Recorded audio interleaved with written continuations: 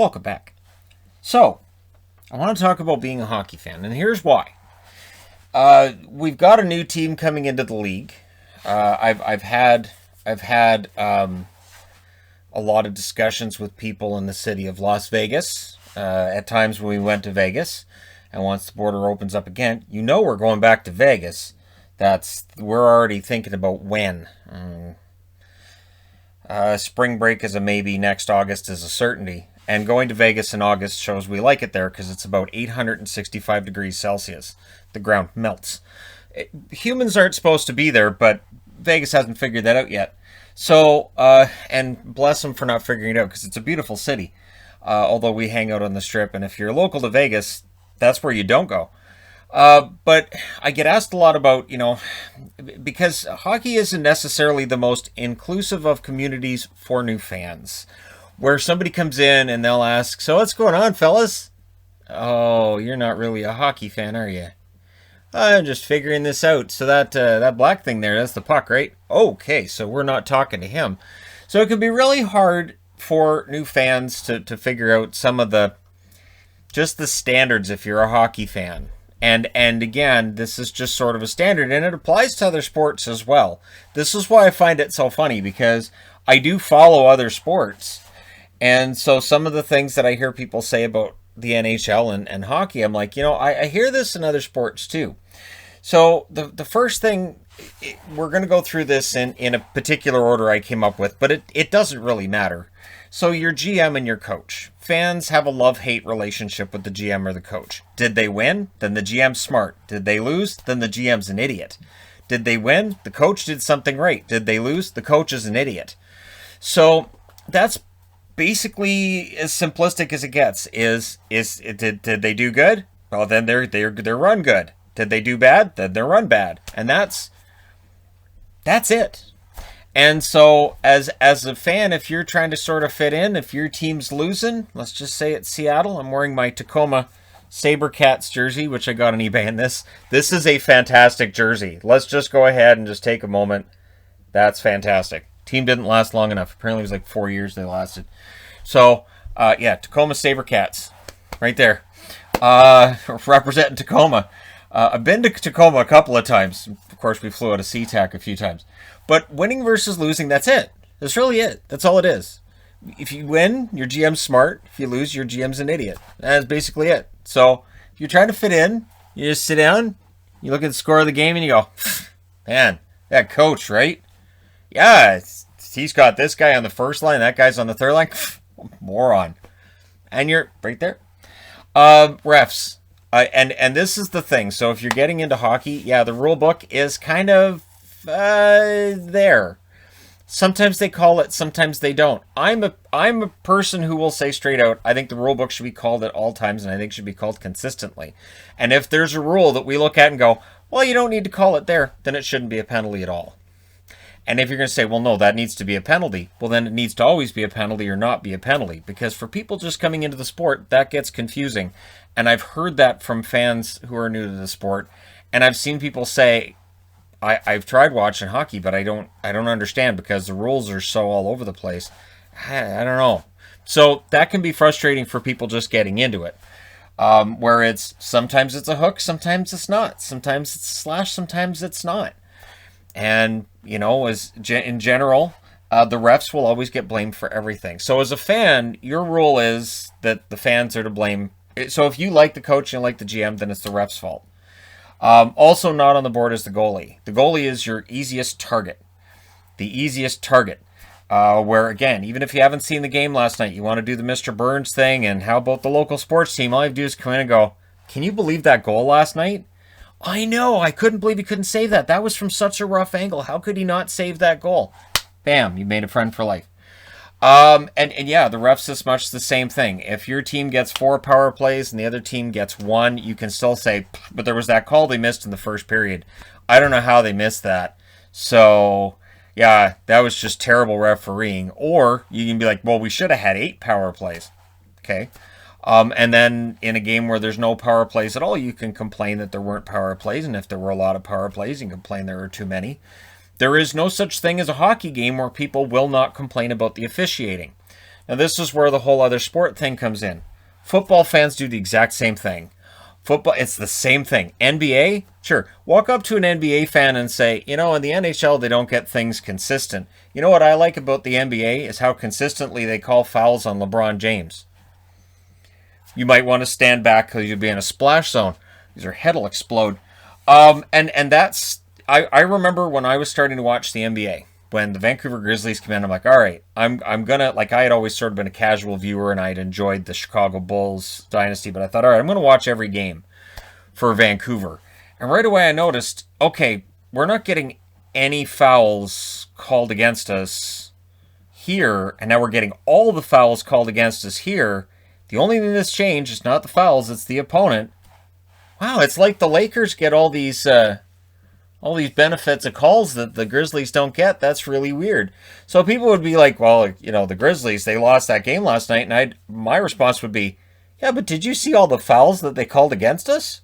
That was ridiculous. And then the Lakers, they can just run 8 guys over, and there's only 5 on the floor. They're running their own guys over. It doesn't matter. They run over refs. The refs go, thanks. So that's something I've noticed in other sports. And in the NFL, walk up to an NFL fan and say, hey, I want to prove that the NHL refereeing is the worst. Are you a New Orleans Saints fan? Tell me why pass interference is always fairly called all the time. And again, splash zone, back off. So this is just a standard across most sports. Soccer fans / European football fans, again, same thing. Referees are really good in soccer, right? Back up. And again, and then that gets into the suspensions where people will complain about the lack of suspensions being called and where all the suspensions should be and who should get suspended for what. And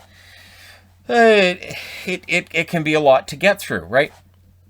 But again, if you're trying to fit in with all the other hockey fans in your workplace, I can't believe he's not getting suspended for that hit last night. And odds are, in a lot of games, people are going to be like, right? I'm glad you said that. I couldn't believe he didn't get suspended for that hit either. Clearly a late hit. Well, clearly. Yeah, that was clearly. I don't understand why they're not even having a hearing today. That's ridiculous. And our guy, all he did was knock the guy's head off. I'm pretty sure his head got knocked off on the bench, and then they just threw his corpse on the ice. I really don't think our guy touched him. Yeah, that's, and then you back up because the guy's clearly crazy. But yeah, so that's for fans coming in. And then Bettman. So again, and I see this sometimes, people are like, why do people hate Bettman? Reasons. There's always reasons to hate Bettman. The reality is Gary Bettman works for the owners. If all you do is hate on Bettman, the owners are so happy about that. They're so happy that all of the hate that normally would have gone to the owners and did back in the old days, back before there was a Gary Bettman, before there was a commissioner as the lightning rod for all the hate from people, owners heard it plenty. Now they really don't.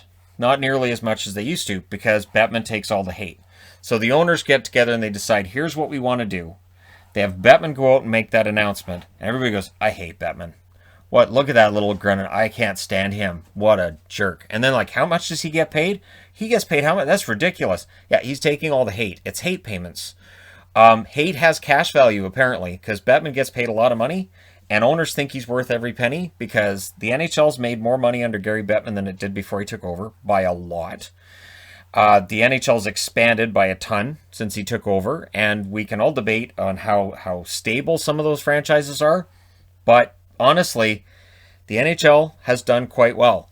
And when they've sat down with the union and they've had negotiations, Bettman wins in the negotiations. He's won every time. So the only time that we've seen any kind of concession from the owners towards the players was the most recent return to play, where the owners were kind of ticked off at Bettman. My guess is that he's made them so much money, and they've got so many concessions from the players over the years, that they looked at it and went, well, we're going to owe him a bunch more money, but Gary will get it back first in the next negotiations.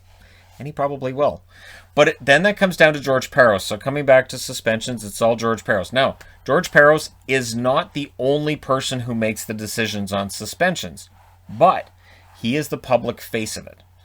Now, having been an NHL player, he's likely more able to handle it than if he took a backseat and somebody else was the face of the Department of Player Safety. And because that's funny, people will say, well, fire Parros. Okay, so let's just say you fire Parros. Everybody else who made that decision is still there. And we don't know what Peros' opinion was, because his opinion may have differed. He may be handing out a suspension that he doesn't necessarily agree with, but this other group that decides it, that he's a part of, said, no, this is what we think should happen. So, again, it's one of those things that fans really have that whole lightning rod towards, that it's all on him. And so, this is Seattle specific. So, all Seattle fans, crowd in. Vancouver fans, back off. You guys don't even know who Seattle's got yet, so don't start that. Don't start gravitating to Seattle because you guys have decided you hate Benning. Because I'm telling you, you do not know what Seattle's going to get. And if Vancouver has a good year and Seattle doesn't, and you guys all jump onto that bandwagon and you all throw your Canuck jerseys on, the other Canuck fans are all taking notes and taking names. So if you're going to crowd around and listen about the Seattle thing, you better mean it. Because if you don't, we're going to know. There's union meetings and we're all going to talk about it. So if Seattle is bad their first year, the gloating will start. Everybody will talk about how horrible a GM Ron Francis is and what a terrible coach whoever they hire is to be the coach. You will hear about how, well, Vegas was good and Seattle wasn't because they're run really badly. And, oh, this is great because Seattle's a terrible city and it's a terrible place. But if they're good, it'll change to the NHL has rigged this for Seattle. The entire process was rigged from the very beginning to make them good, as if the NHL went to the Florida Panthers and said, by all means, make sure they take Smith and Marchessault. Hey, Minnesota, make sure you give them Tuck. Anaheim, if you guys could give them Theodore, that would be fantastic. Oh, Pittsburgh, could you guys give up Marc-Andre Fleury in the expansion draft? All these teams agreed with the NHL to make Vegas as good as possible, so all of them would look as bad as possible, because that's the thing. So that's where that comes to, to be, that if Ron Francis sits down and makes really shrewd deals and is really good at the expansion draft and he gets a good roster, people won't give him credit. They'll turn it back and they'll say, this is a rigged system. This is rigged so that they're good. Not that, because again, that's a way of diminishing the talent of the general manager in charge. So it was George McPhee, now it'll be Ron Francis. And it's something similar, too, with the Bettman and the refs thing. If you can blame Gary Bettman, if you can blame the refs, if you can blame one person on the team, which is often going to be the goaltender, for the failures of that team, then you don't have to admit the team's a failure. So people go, well, your team failed. Your SaberCats didn't win. You can go, well, they didn't win because, look, the refs screwed him over, and GM, he can't put together a good team. Our goaltender was just terrible today. Did you see him? He was just awful. He's just absolutely. So you don't have to say, yeah, you're right, the team wasn't good enough. You have this built-in wall of reasons that don't actually address that maybe the team wasn't good enough. And, the funny part to me is the whole rigged screaming, the whole, it's all NHL's rigged. This year, we've seen Crosby, Ovechkin, and McDavid all out in the first round.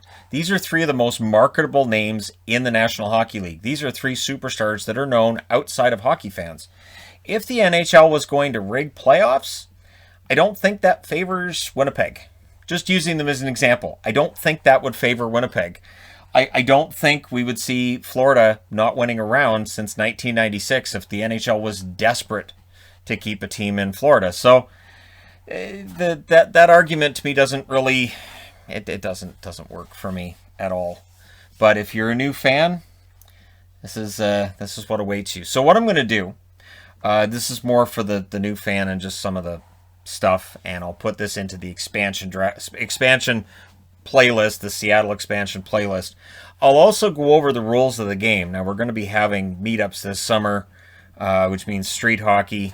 And so I may, during street hockey, set it up where some guys maybe demonstrate what the rules are, and we could go over some of that. So maybe make a video outdoors, because sure, why not?